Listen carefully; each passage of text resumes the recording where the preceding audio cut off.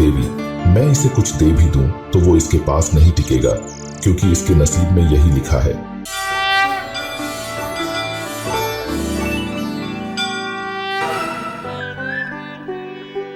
एक गांव में मालती नाम की एक गरीब विधवा रहती थी।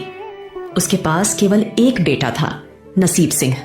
वे इतने गरीब थे कि उनके पास खाने के लिए भी पर्याप्त भोजन नहीं था। मालती घरों में काम करके नसीब सिंह का पालन पोषण करती थी। नसीब सिंह एक समझदार और जिज्ञासु लड़का था। एक दिन उसने अपनी माँ से पूछा, माँ, हम इतने गरीब क्यों हैं? ये सब ईश्वर की मर्जी है बेटा। ईश्वर, ये कहाँ रहते हैं माँ? इस पर मालती ने उसे बहलाने के लिए कह दिया कि वो जंगलों में रहते हैं बेटा, पर तुम वहाँ मत जाना। लेकिन नसीब सिंह इस उत्तर से संतुष्ट नहीं था। उसने सोचा, अगर ईश्वर ही सब जानते हैं तो मैं उनसे पूछूंगा कि हम इतने गरीब क्यों हैं। नसीब सिंह ने ईश्वर को ढूंढने का फैसला किया। माँ के लाख मना करने के बावजूद वो जंगलों में चला गया और जंगल में हर ओर ईश्वर को ढूंढने लगा, लेकिन उसे कहीं कुछ नजर नहीं आ रहा था। परेशान और थक हार कर वो एक जगह पर बैठ गया। कुछ समय बाद पृथ्वी लोक का भ्रमण करते हुए भगवान शिव और माता पार्वती उधर से गुजर रहे थे, तो उन्होंने उस बच्चे को बुरे हाल में देखा। तो दोनों आश्चर्यचकित हो गए कि ये नादान बच्चा इस घने जंगल में अकेला क्या कर रहा है। फिर उसके करीब आकर भगवान शिव ने उससे पूछा, बालक, तुम इस सुनसान घने जंगल में अकेले क्या कर रहे हो? तुम्हारे माता पिता कहाँ हैं? मैं यहाँ ईश्वर की तलाश में आया हूँ, लेकिन वो मुझे मिल नहीं रहे हैं। इस पर माता पार्वती ने चौंकते हुए पूछा, लेकिन क्यों? ईश्वर से तुम्हें क्या काम है? मैं बहुत गरीब हूँ। मेरी माँ कहती है कि ये ईश्वर की इच्छा है। जब तक वो नहीं चाहेंगे हम गरीबी से नहीं उबर सकते। मैं उनसे पूछना चाहता हूँ कि मैं गरीब क्यों हूँ, मुझ पर ईश्वर की कृपा क्यों नहीं है।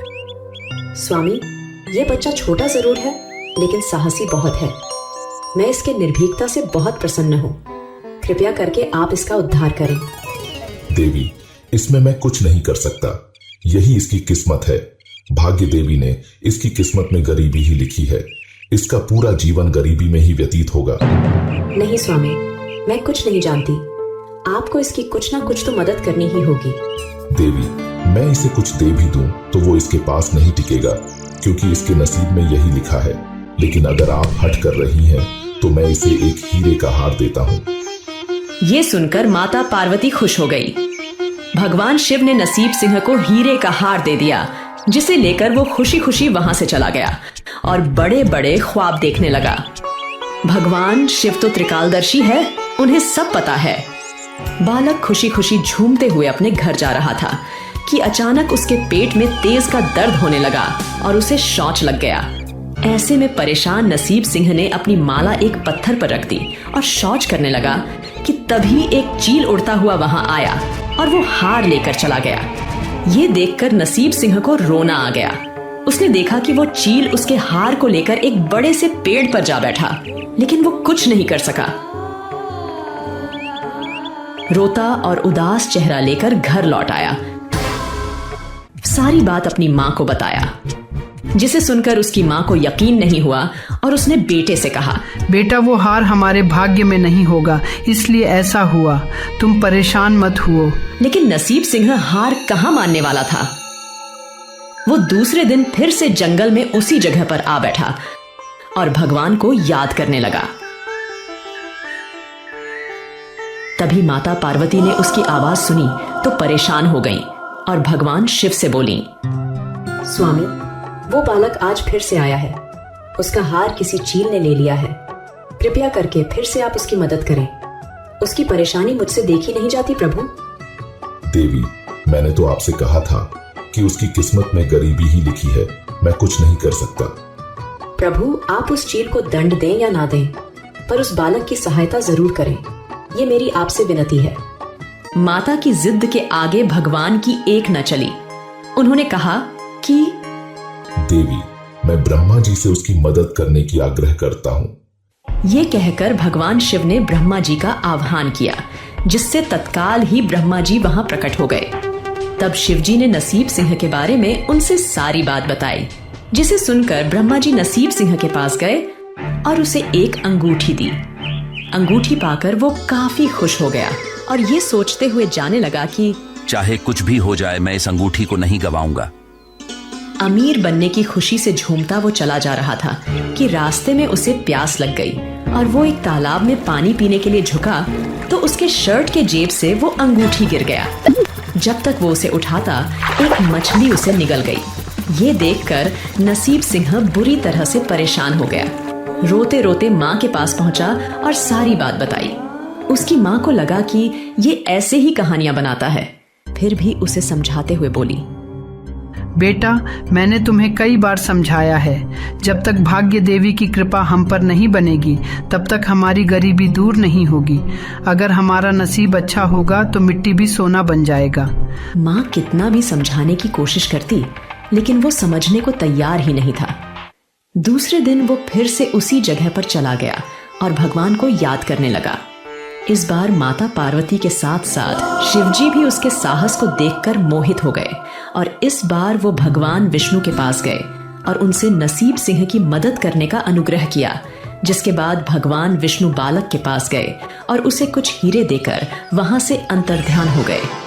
अब तो नसीब सिंह की खुशी का ठिकाना नहीं रहा। उसने तय किया कि चाहे कुछ भी हो जाए इस बार वो सीधे घर जाएगा और उसने ऐसा ही किया भी।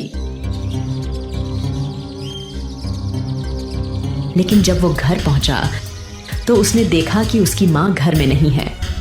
उसने एक लोटे में वो हीरे रख दिए और बाहर निकल गया मां का इंतजार करने के लिए। उसकी मां रोजाना की तरह किसी और के घर में काम करने गई थी। ऐसे में वो सोचने लगा कि अब तो हम भी अमीर बन गए हैं, माँ को किसी और के घर में काम करने की क्या जरूरत है। वो ये सब सोच ही रहा था कि तभी पीछे से एक चोर उसके घर में घुस गया और घर के कई सामान चुरा कर वहां से भाग गया। इधर जब उसकी मां आई तो उसके साथ में खुशी खुशी अंदर आया, लेकिन उसे वो हीरे नहीं मिले बल्कि घर के और भी कई सामान गायब थे। वो अपनी मां को बता रहा था कि आज उसे ईश्वर ने हीरे दिए थे, लेकिन उसकी मां को यकीन नहीं होता है और वो उसे गुस्से में आकर अब तो संभल जा, रोज रोज झूठी कहानियां सुनाता रहता है, ना जाने कहां भटकता रहता है। अब मैं तुम्हारी इस हरकत को और ज्यादा बर्दाश्त नहीं कर सकती। माँ की फटकार सुनकर वो रोने लगा, लेकिन फिर भी हिम्मत नहीं हारी और अगले दिन फिर से उसी जगह पर जा पहुंचा। अब नसीब सिंह की जिद, हिम्मत और दृढ़ संकल्प को देखकर भगवान भी उससे प्रसन्न हो गए और फिर उन्होंने भाग्य देवी के पास जाकर कहा कि हे देवी, ये बच्चा दिल का बहुत सच्चा है और साहसी भी है। ऐसा इंसान कभी अभागा नहीं हो सकता। कृपया करके आप इसकी किस्मत बदल दें देवी। भगवान शिव की आज्ञा पाकर इस बार भाग्य देवी नसीब सिंह के पास आई और उसे एक सिक्का दिया, जिसे पाकर नसीब सिंह फिर से बहुत खुश हो गया और सिक्का लेकर अपने घर चला गया। वह अपनी माँ से सारी बात बता दी, जिसे सुनकर इस बार उसकी माँ को भी उस पर भरोसा हो गया। दूसरे दिन एक मछली बेचने वाली उसके घर के पास आई तो वही सिक्का देकर नसीब सिंह की माँ ने मछली खरीदी। जब मछली को काटा तो उसके पेट से वही अंगूठी निकली जो ब्रह्मा जी ने नसीब सिंह को दी थी। तब नसीब सिंह ने अपनी माँ से कहा कि देखा ना माँ, मैंने तुमसे कहा था ना कि मुझे अंगूठी मिली थी। हाँ बेटा, मुझे तुम पर विश्वास करना चाहिए था। जा बेटा, जंगल से कुछ लकड़ियां ले आ। तब नसीब सिंह लकड़ी चुनने जंगल जाता है और लकड़ियां चुनने लगता है तो वो चील वहां से उड़ता हुआ जाता है और वो हीरे का हार वहीं गिरा देता है, जिसे पाकर नसीब सिंह की खुशी का ठिकाना नहीं रह जाता। वो लकड़ियों के साथ साथ हीरे का हार भी ले आता है और अपनी माँ को सारी बात बताता है, जिसे सुनकर मालती की खुशी का ठिकाना नहीं रहता। वो नसीब सिंह से कहती है, मुझे माफ कर दो बेटा, मैंने तुम्हें गलत समझा। अब तो देखते ही देखते उसकी किस्मत बदलने लगी थी। इधर उस चोर को भी शिव जी ने सपने में कहा था कि वो जाकर उनके वो हीरे को लौटा दे, वरना उसे बड़ी सजा देंगे। ऐसे में डर के मारे वो चोर खुद ही आकर वो हीरे लौटा जाता है और माफी भी मांगता है। अब नसीब सिंह और मालती के पास किसी चीज की कोई कमी नहीं रह जाती है और वो उस इलाके के सबसे अमीर आदमी बन जाते हैं। रामपुर गांव में राकेश अपनी पत्नी कमला और अपनी इकलौती बेटी सुनैना के साथ एक छोटी सी झोपड़ी में रहता था। राकेश बचपन से ही भगवान शंकर का परम भक्त था। बचपन में एक दिन जब राकेश भगवान शंकर को जल चढ़ाने के लिए तालाब में जल लेने गया तो आते वक्त मंदिर की सीढ़ियों से गिर गया और उसके पैरों में ऐसी चोट लगी थी कि उसे आज भी बैसाखी के सहारे ही चलना पड़ता है। लोगों ने उसे शंकर भगवान के विरुद्ध बहुत बातें सुनाई कि शंकर भगवान ने ही जानबूझकर सीढ़ियों से गिरा दिया। पर राकेश शंकर भगवान के विरुद्ध एक भी बात ना सुनकर दिन प्रतिदिन और भी उनकी भक्ति में लीन होता गया। आज भी राकेश, उसकी पत्नी और उसकी बेटी तीनों मिलकर भगवान शंकर की पूजा आराधना किया करते और उनको भोग लगाने के बाद ही वो तीनों भोजन ग्रहण करते थे। थोड़ा बहुत खेतीबाड़ी करके उनका जीवन जैसे तैसे कट रहा था। राकेश के पिता के मरने के बाद ही उसके बड़े भाई और भाभी चंपा ने पिता की जायदाद से उन्हें बेदखल कर दिया था। पर फिर भी राकेश ने अपने भाई भाभी से बिना शिकायत किए एक छोटी सी झोपड़ी में रहने आ गया। उनकी बेटी सुनैना बड़ी हो चुकी थी और सुनैना के लिए राकेश ने एक योग्य वर ढूंढ लिया था। कमला, एक खुशखबरी है। हमारी बेटी सुनैना के लिए अच्छा रिश्ता मिला है। मैं चाहता हूँ कि मेरी बेटी की शादी अच्छे घराने में हो जाए। बस फिर तो मैं गंगा नहा लूं। पापा, मैंने आपसे कितनी बार बोला है कि मुझे अभी शादी नहीं करनी। मैं आगे पढ़ना चाहती हूँ। मेरा बचपन से ही इंजीनियर बनने का शौक था और मैं अपने सपने को पूरा करना चाहती हूँ। पर बेटी सुनैना, लड़के वाले तुम्हें पसंद करते हैं और फिर ना जाने दूसरा रिश्ता इससे अच्छा मिले या ना मिले। और बात रही तुम्हारी इंजीनियर बनने की, तो हमारे पास इतने पैसे कहाँ हैं कि तुम्हें इंजीनियरिंग की पढ़ाई करवा सकें। हाँ बेटी, गरीबों की जिंदगी में बहुत सारी बाधाएं आती है और साथ ही साथ कभी कभार हमें अपनी इच्छाओं और सपनों को भी बांधकर कुएं में फेंक देना पड़ता है। हे भोलेनाथ, ये आपकी मर्जी है। एक बाप अपनी बेटी की पढ़ाई के सपने तक को पूरा नहीं कर सकता। सुनैना अपने माता पिता की बात सुनकर दुखी हो गई और दबे मन से शादी के लिए हाँ करके अपने कमरे में भागती भी चली गई। उस रात जब राकेश अपने कमरे में सो रहा था तो भगवान शंकर उसके सपने में दर्शन देते हैं। राकेश, तुम्हारी अटूट भक्ति और श्रद्धा भाव को देख मैं मुग्ध हो गया हूँ। तुम अपने जीवन की हर परीक्षा में उत्तीर्ण हुए हो और मेरे आशीर्वाद से आगे के जीवन में भी सदा सफल होगे। मैं तुम्हारे साथ सदैव रहूंगा। राकेश, तुम मुझे रोज भोग में विभिन्न प्रकार के पकवान बनाकर खिलाते हो, पर मेरा कुछ दिनों से कद्दू खाने का मन कर रहा है। तुम्हारे खेत में एक कद्दू का फल लगा है, क्या तुम मुझे वह कद्दू खिलाओगे? बोलो। भगवान शंकर के ऐसे पूछने पर अचानक राकेश की नींद खुल जाती है। क्या सच में भगवान शंकर मेरे सपने में आए थे? मुझे तो यकीन ही नहीं हो रहा है। और हाँ, वो कुछ खाने की भी बात कर रहे थे। हाँ, कद्दू। वो मुझसे कद्दू भोग लगाने के लिए बोल रहे थे। ठीक है भोलेनाथ। राकेश सुबह सुबह उठकर अपने खेत में जाता है जहां उसने कद्दू के बीज बोए थे। उसने देखा उसमें एक कद्दू लगा हुआ था। राकेश उसे तोड़कर कमला को दे देता है। कमला कद्दू को देखकर हैरान हो जाती है और उससे पूछती है, कद्दू, ये आप आज कद्दू तोड़कर क्यों लाए हो? राकेश कमला को अपने सपने के बारे में सब कुछ बताता है, जिससे कमला भी खुश होकर भगवान शंकर के लिए कद्दू का भोग लगाने जाती है। जैसे ही कमला वो कद्दू उठाती है और बीच से उसके दो हिस्से करती है, उस कद्दू के अंदर से सोने के सिक्के झनझनाकर जमीन पर बिखर गए। सोने के सिक्कों को देखकर कमला और राकेश दोनों हैरान रह जाते हैं। ये क्या, सोने के सिक्के, वो भी इस कद्दू में? वही तो मैं सोच रहा हूँ कि सोने के सिक्के इस कद्दू के अंदर कैसे आए।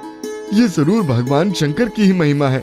जय हो भोलेनाथ की, जय हो शंकर भगवान की। जय हो भोलेनाथ की। सुनो जी, तो फिर मैं इस कद्दू को काटकर कद्दू की सब्जी बना लेती हूँ, जिससे हम भगवान शंकर को भोग लगा देंगे और इसके बीजों को हम अपने बागीचे में फिर से लगा देते हैं, जिससे हम रोज भोलेनाथ को कद्दू की सब्जी बनाकर खिला सकेंगे। ठीक है कमला, जैसा तुम उचित समझो। फिर राकेश और कमला दोनों सुनैना के पास जाते हैं और उसे सारी बातें बताते हैं और राकेश सुनैना को इंजीनियरिंग की पढ़ाई करने की अनुमति देता है। सुनैना ये सुनकर बहुत खुश हो जाती है। दूसरे ही दिन राकेश लड़के वालों के घर में जाकर उन्हें शादी के लिए मना कर देता है और शादी के लिए मना करते ही गांव में कानाफूसी शुरू हो गई। गांव के लोगों को अपने काम से ज्यादा सुनैना की शादी क्यों टूट गई, इस बात को जानने में रुचि थी। इधर राकेश उस कद्दू के बीज को अपने जमीन में बो देता है और कुछ ही दिनों में उसके खेत में नए कद्दू लग जाते हैं और भगवान शंकर की माया से उसके खेत के हर कद्दू से सोने के सिक्के निकलते हैं। अब राकेश को पैसों की कोई कमी नहीं रहती और वो दूसरे ही दिन कमला और सुनैना के साथ शहर के लिए निकल पड़ता है।